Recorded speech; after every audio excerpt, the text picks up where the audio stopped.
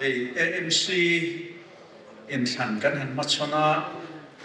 candidate tu dong tak mai chuan tak te kan han tlar thei te hi alom oma fashion show te na taka stage han kal kwal vel chi chu an ni velem lo mai thei ma se an na word mi hause le mirithei ten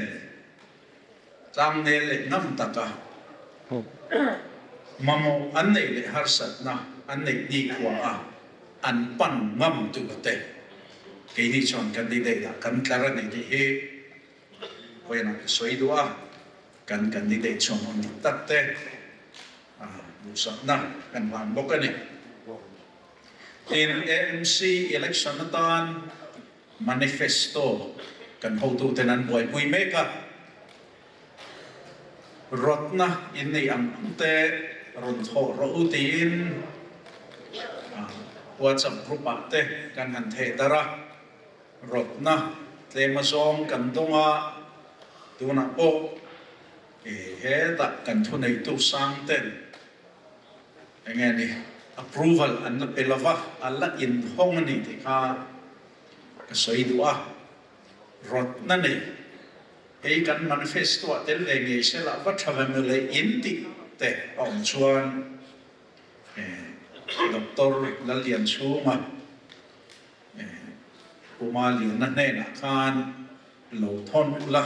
kan sa du bok chewa chuan una hian kan manifesto tu hi kan fual mom thokata rot na te ikhan kan han invite se la kan ho tu ten ahun taka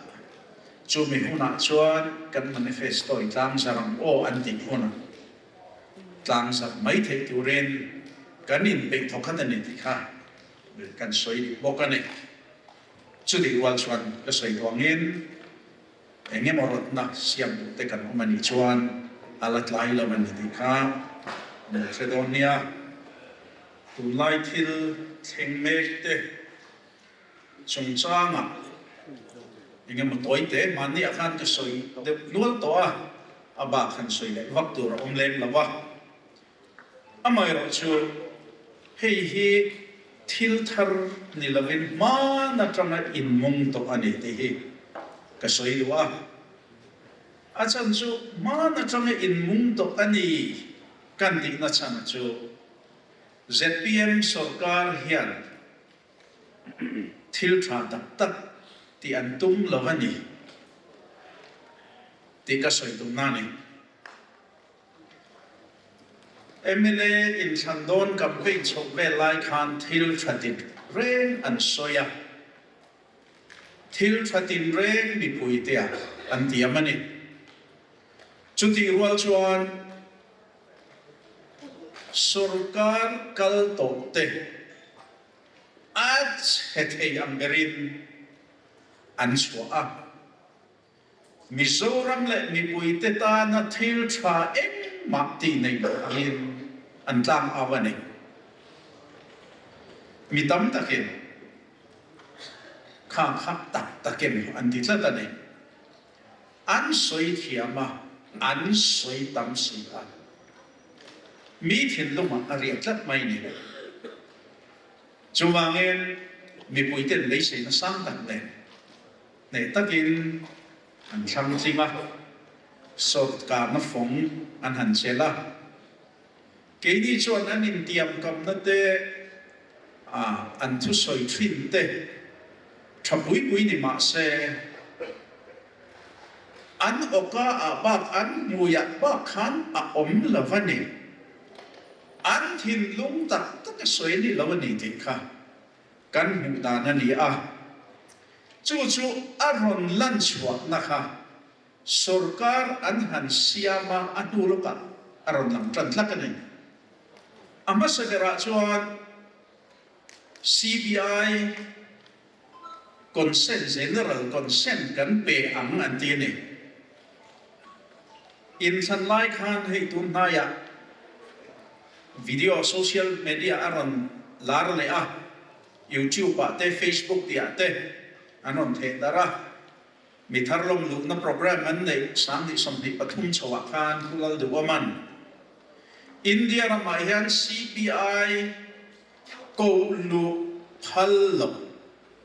สเตทสอร์การเล่มเตอันออกมาช่วงจีมาชวนมิโซรัมฮิกันเตลนิ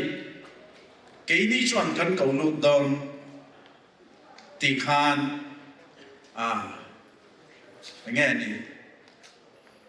ติดตุ้มตักนิยมคานอัตุสอยแต่เวลาแต่ก็ยังคอยอมลุตุคานสอย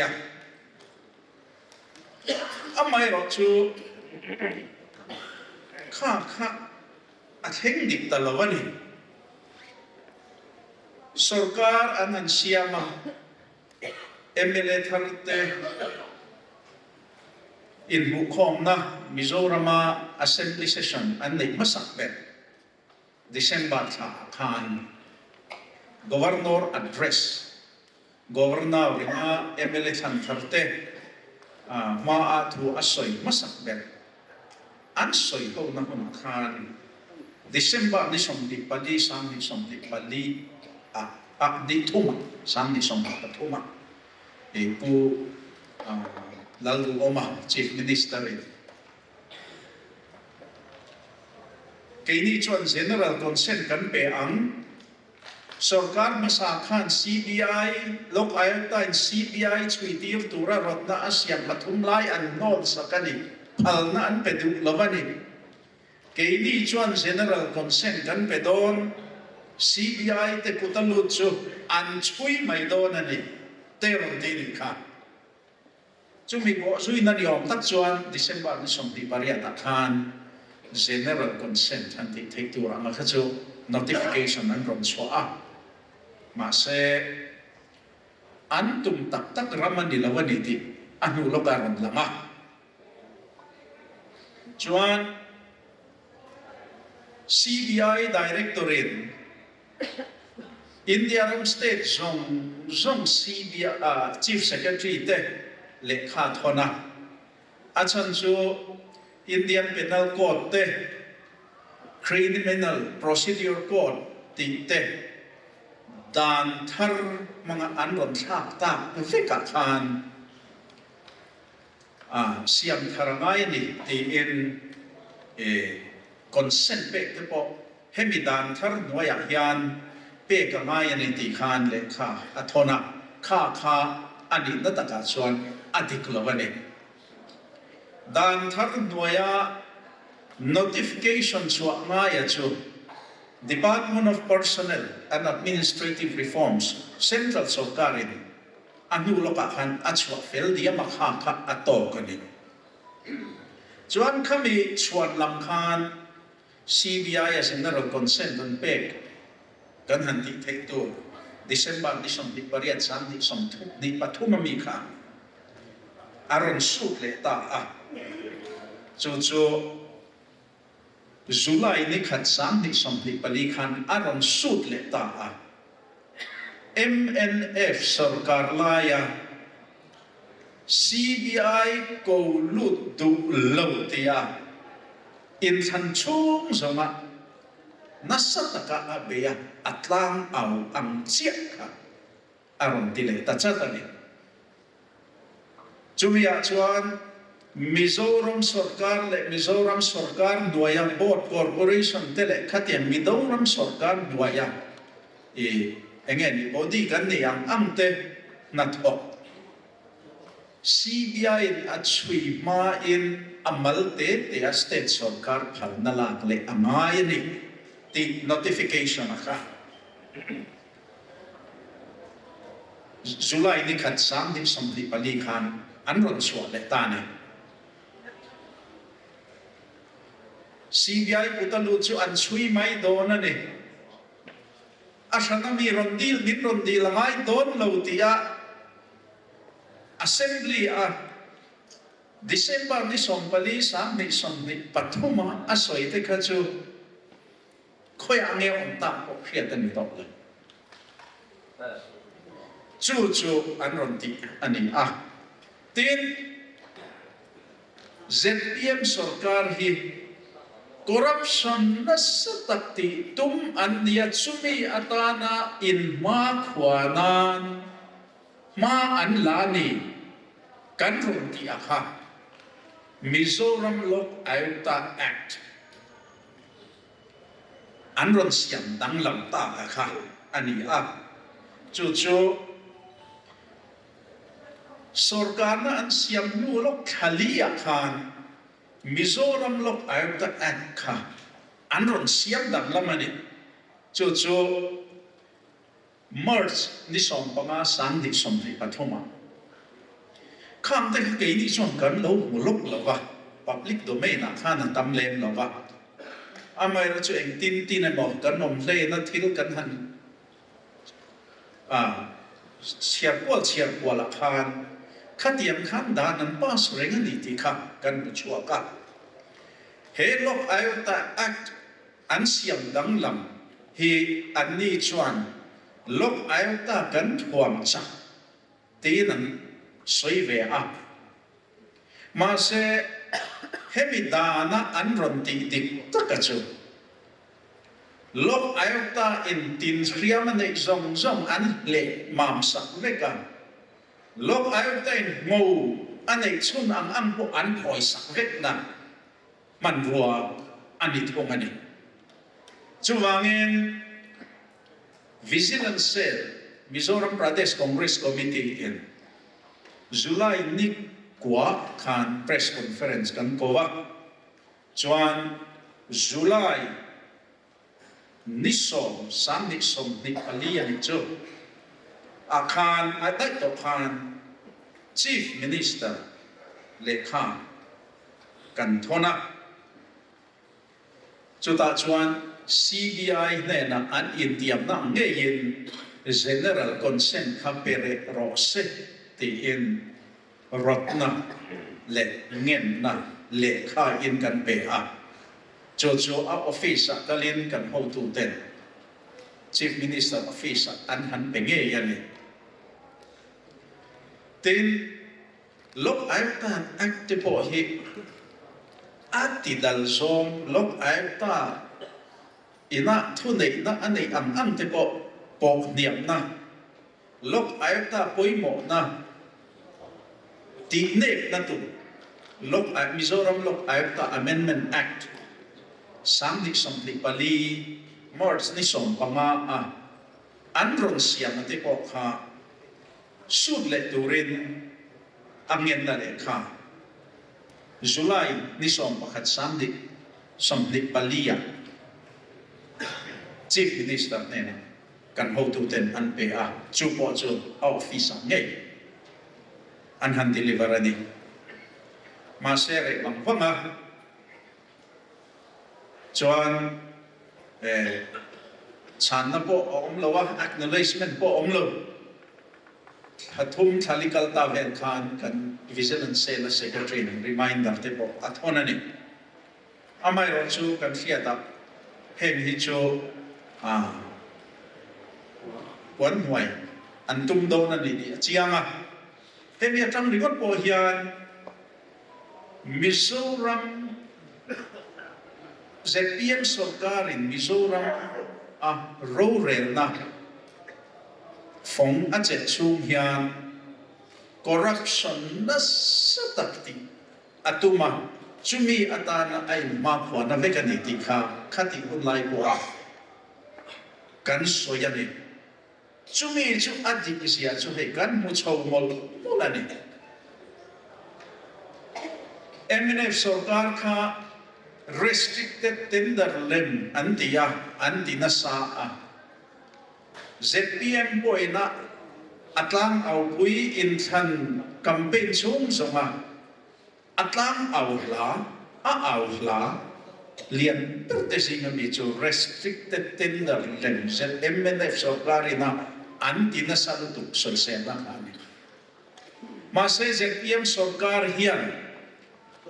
restricted tender lenghi MNF Sarkar ai khan an warso kani chu mai ni lovin tun ma kan fiat mai lo open tender lengte departmental work lengte work supervisor le mga andu sakzong te anvale mang le anbidu sakzong te contract na inpek na anman te hi tunma kan laksiat lan lo thilan ni ZPM sarkar nguen kan fela em to ni hem te hi kan en liam le mai yan o ti na hi rel ro om thri na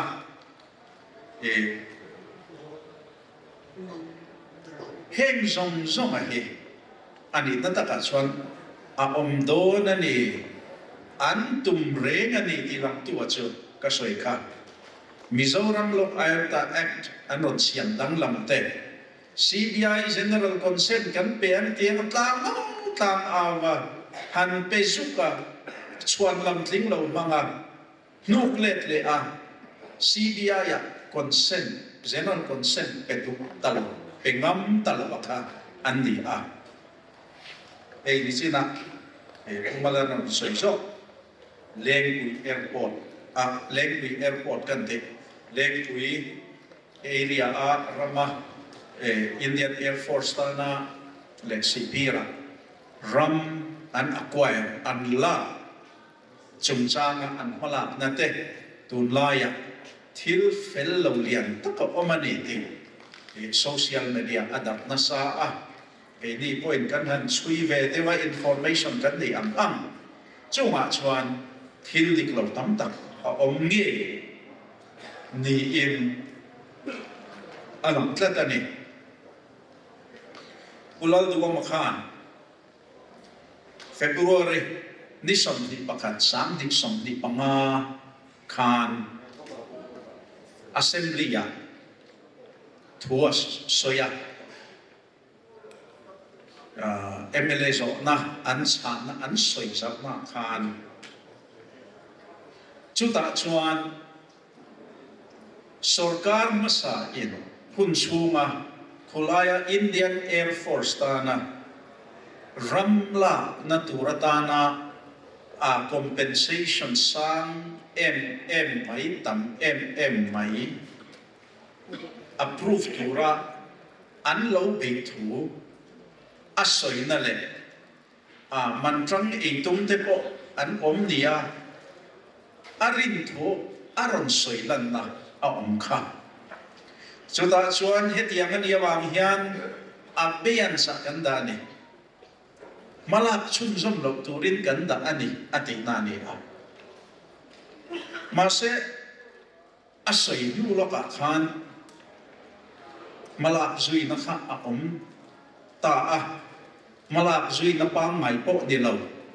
land acquisition ti dan phung pa mai po ni la vin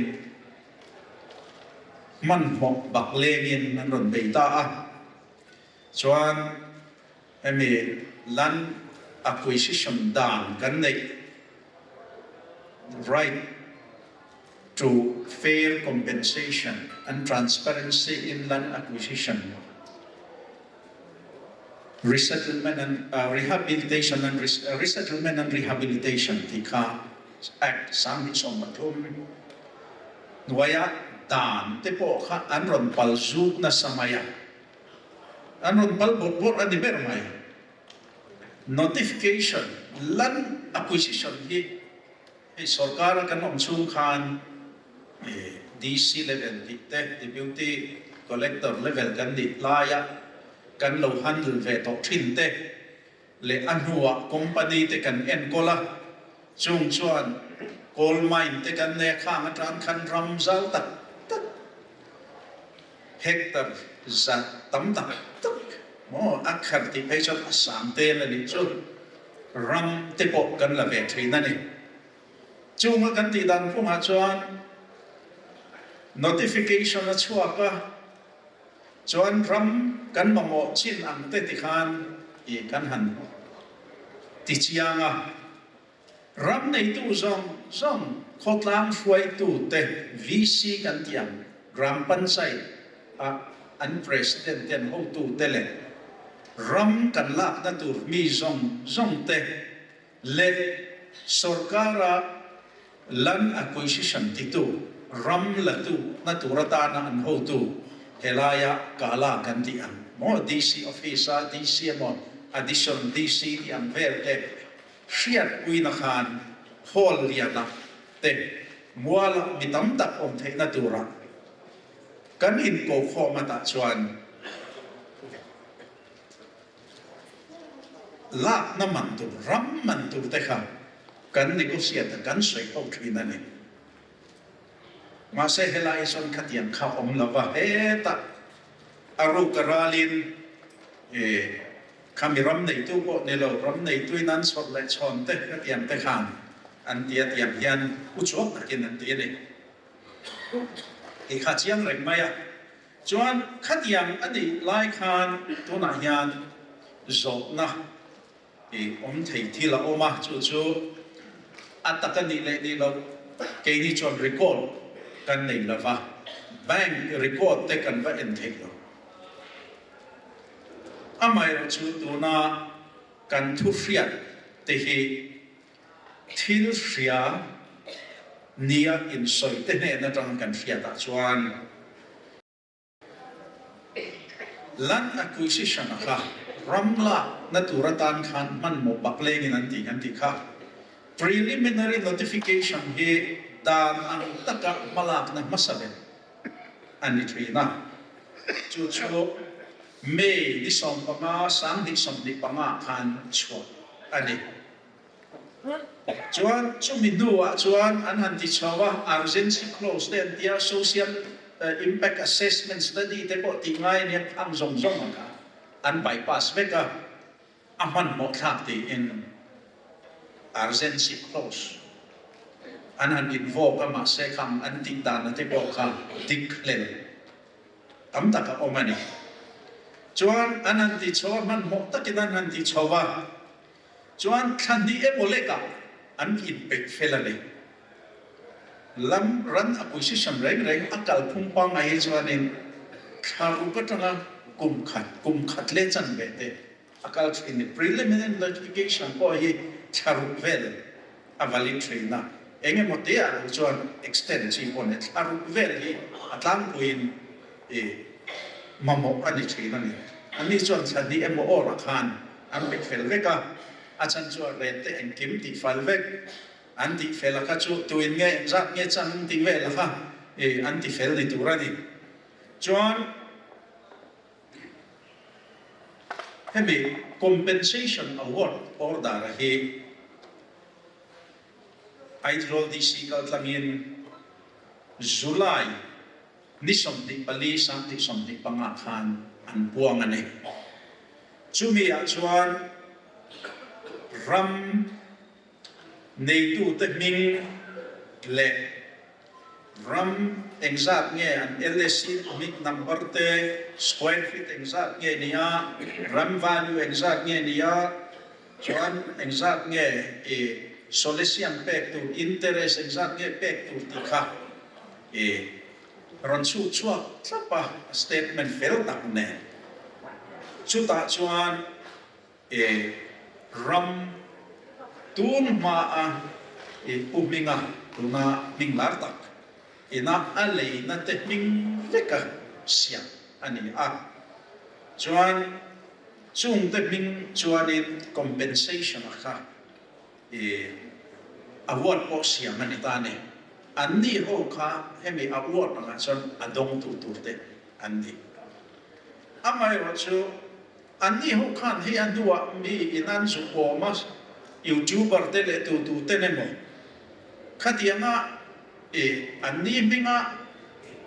poisa dong tura di ti te po kha an lo fe lova ma se tiam khan ani rual si khan pu minga le pu henria mingin award kha poisa pe kan ni loi si ni an ko ta chuan hemi award ta hi ni somdi palia an dia chuan hi heta award ko pia chuanin minga in tlar du hi ma se kham ho ne na khan petalo chuan atu ka pu minga le pu henria account na han poisa ha an chulu to vek mai loi si ni chu thil mak tak anh ấy hẹn thì bỏ hi soi phê tham mặt linh cho anh tu cả khăn anh tia ba sẽ anh ấy cũng lúc cả khăn hẹn cũng biết là pu Henry account thì hi ai rồi đi si khăn anh một tí xua là pek tur aya pek tampal ani ti suan lamin an account na khoi set ei lo turin bank la makhan order la va pele ni soya ni chu adik ni na langa chuan kha payment kha over payment ani antia at pek tur ay tam pek ani anti boxia mà sẽ đi xí nghề na à uất order ra xiên cái này aron ti nen khan ni in mil boxi đi xí về khan order ra chua uất order kamian dung zui khan poisa ka pu binga le pu Henrya ne na pe account pe luania overpayment ông thấy na lai tu ra kha siết thiam mahara chuan chu mai chu ni lovin pu minga le pu Henrya te na special power of attorney an lo sia kha ma te puan dan bo chiat na omani sarkara stamp duty lut tu alut lo ni na langa eng te poi register ngai stamp duty te po pek ngai ani katiam dung zui kha chuanin sum tam tak sarkar account state sarkar account stamp duty vet lut tu rani lai khan crore enge mozat tu vet tu ni lai alut miet lo ni na langa chuan katiam kha ani lai khan tin an power of attorney chuan pu binga aram nei tu skolai lên quý vị tên này na te trong ram lấy tu khan cheng Bible se som sari hi ka chan tu rani apa so ma pu Henrya ko talu tu rani antia pu Henry ko talu tu rakha amount dan soi no aba so ti ni chu afiat sa le ka Bible se zale som pasari le nuai som wa chuang fretani khatiang ani lai khan hey an account na kha khoi chet thi lovin an va dak tir lai pota ma se pu Henrya account hi chu khoi chet thin al na ba pe le nen chu ti wa chon pu bi ma account thai ro chu tun thing hian khoi chet phal lovin an la da di ti kha thil in ti freta pu bi nga de na tanga poisa dong tu nei ina asoya dia adik le dik lo gani chon bank ka te kan va verify lo ma kan frelo ma se su chu thin fiat shengi ni in fiat te na an soi dan ania chu mangen ZPM lamte an in soi fiat ta sa boka account hi pu mingale pu Henrya ne na hianin an don tur ai tam lo pe ka kha ani tak kem khatiam kha alo theng tak kem ti kha mi han chang se la kan du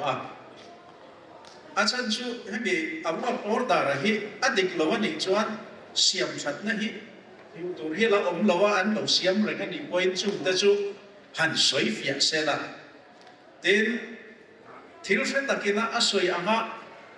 pu minga account hi khoi chet phal la ni si lo pu Henrya account zo kha khoi chet ala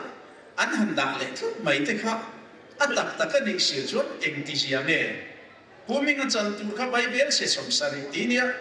pu minga account na khan Bible se som sari chi an thon bok sia abak zo kha chu pu Henrya chan tu ra ni chon abak zo khan an lo pe tamani chon pu Henrya chan tu ra tang khan lắc lên lại mấy ông ta anh đi lai khan u Henry account hi khởi chết halin anh đã lại lấy xí đi cái bộ khan rồi ông mà hẹn cái gì anh đi kiếm thu đi khi bị bùi thế gì ta hiện ron soi phía về xe mà cho em đi cả cái ZPM phơi tụ thế phơi na cái rồi na anh đi choan xem khan kan siam te po hian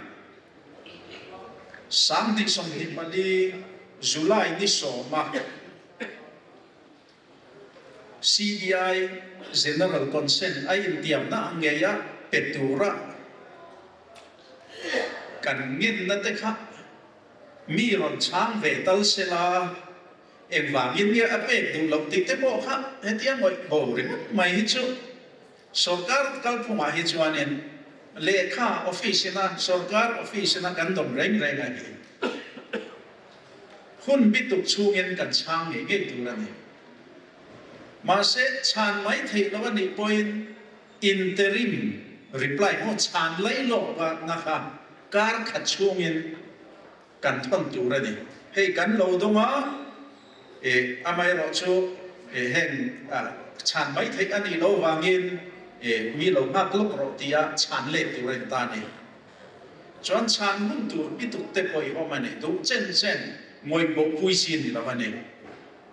khát tiếng anh đi la ya sáng đi sống đi bali đây yami tàu zula yami tàu khác chán nó cần làm bula va in lệ khác cần đông cái tịnh bộ cần đông lâu mà sẽ office in cần office copy ăn đông nghe này thì ăn siết na khát chú cần này thông anh tên lúc ai ta amendment act bộ hi suit phải lệ tura cần nghiên na thế khác August ni som, akhir July ni som, makat sang di som di balia kan ti tepo kha, mi ron chang ve top se mo le, kan le akha khan, achan le bang fel to, kan siap ve kan ni, khang te kha adik lo ni chon heng hi adik tok lo ve tepo ron ti se la, chang lo wa moi, umot a hi chu a fel lo mange, kan suyang khan heng, lok ayam ta dan an siam dang lam te po he corruption na du to ka an sapatal thek na tura an in ba phwana nei ti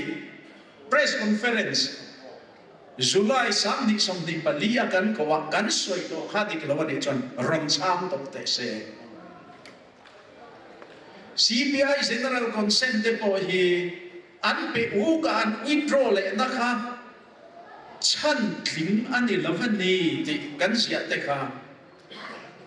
adik lo ni chuan adik lo na lai te ron soi mi ron chang to se la mo le ti hi voina chief minister office kan chief minister sa tak po kan ngen na ni ti kha kan soi tu ani kha ni de uri mai se la ten manrega ni sa in lo na chung cha ma kan sarkar lai te hi chuanin soi moi an ron ti dang lama hi soi moi an tum ve de ni hian na langa eng ti ja soi moi tum ngen ni ti o ka tia a chan chu state sarkar pachhelu tu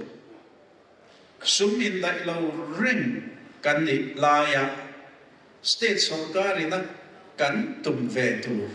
an ron ti ben vak mai hi mi pui te thing tang lama nisa in lo na in lo trim te ta na har sat na thlen tu tu ra nei ti hi achiang ani tu na aron lang mai lawani point kum an ve ma kan hu don khat har sat nan ron siam ma tu na hi chuan budget central sarkar in hetisan budget hi kan da anti amdung suya che to tu gan ni chu chuan in nakina central budget an da tam tok lo chuan ni za in lo na hi ni za som di manga kan ti pung an ti na hi hian om sia ani don mi lo te hi achiang reng maya chu wangin tu na hian mi pui te riat tu ra kan tlang awangai mi pui te kan educate angai mi pui te kan fit fia angai ani tuna chun la lang halo mai thei ma se hun an kalama mi pui te hi atuar tu tu nisa in lo na awanga ration khul na tu buai ngai lo te